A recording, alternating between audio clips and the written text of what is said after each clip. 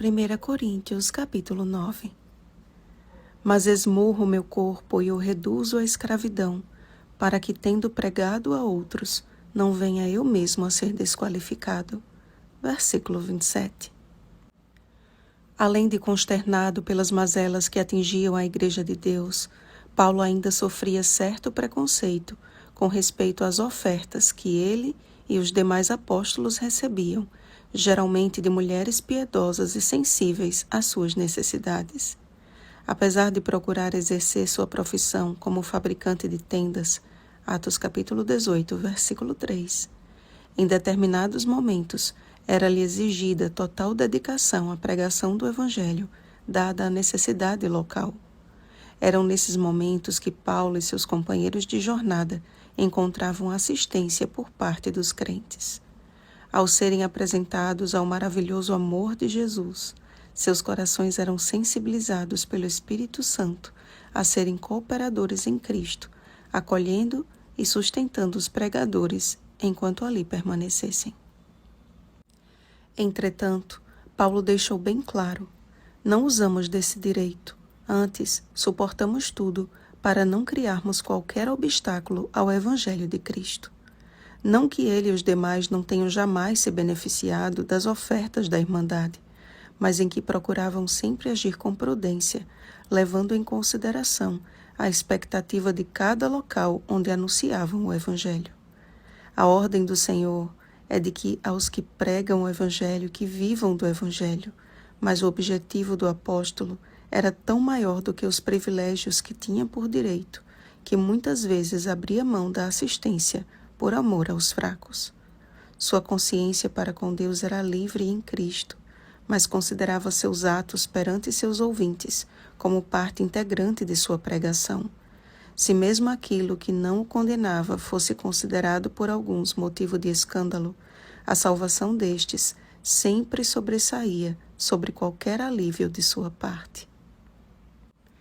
Fiz-me tudo para com todos, com o fim de por todos os modos salvar alguns. Era o lema de seu apostolado. Paulo desconsiderava a si mesmo, em favor nem que fosse de uns poucos que pudesse evangelizar.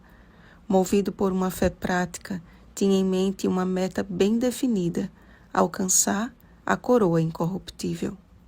Mediante o anseio por um prêmio que nada neste mundo pode superar, percebeu que quanto mais pregava, quanto mais se desprendia das coisas desta terra, e quanto mais se interessava pela salvação de seus semelhantes, mais seu coração ardia por correr e alcançar os braços do Pai, e mais percebia a sua necessidade pessoal de constante vigilância e santificação. O apostolado de Paulo não consistia em métodos humanos, nem em quebra de princípios a fim de agradar a todos. Seu trabalho era sempre realizado tendo em vista a direção do Espírito Santo. Não eram os planos de Paulo, mas de Deus. Seguindo os passos de seu Salvador, o apóstolo mantinha constante comunhão com o Senhor, tendo sua vida regida pela agenda do céu. Isso por si só deveria ser para nós suficiente lição de que a obra missionária não consiste em fazer ou não fazer, mas em confiar no plano divino e obedecê-lo, ainda que não faça sentido na ótica humana. Construir uma arca em terra seca não fazia sentido na época de Noé. Marchar uma semana ao redor de Jericó e no último dia marchar 7 vezes e gritar não fazia sentido. Ir para a guerra com apenas 300 homens desarmados também não fazia sentido algum. Mas em todas essas situações e em muitas outras, Deus revelou o seu poder e a bênção que há em obedecê-lo pela fé. Amados, fomos chamados por Deus para uma obra que custou o precioso sangue de Cristo. Cada pessoa é considerada por Ele como objeto de seu mais terno amor, e é desta forma que devemos enxergar os nossos semelhantes. Não compete a nós julgar quem são os que ouvirão a voz do bom pastor e aceitarão o seu convite, mas cumpre-nos fazer o que estiver ao nosso alcance para que as boas novas atinjam até os mais improváveis corações. Que o mesmo espírito de desprendimento que movia Paulo a amar mais aos outros do que a própria vida seja derramado em nós pelo Espírito Santo, a fim de que apressemos o dia em que receberemos todos o prêmio da soberana vocação de Deus em Cristo Jesus. Filipenses capítulo 3, versículo 14.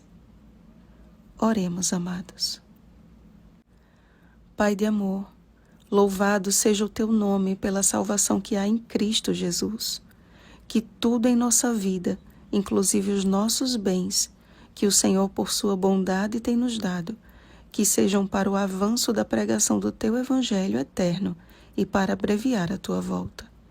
Dá-nos um coração generoso e sensível às necessidades dos nossos irmãos, principalmente daqueles que vivem da pregação do Evangelho.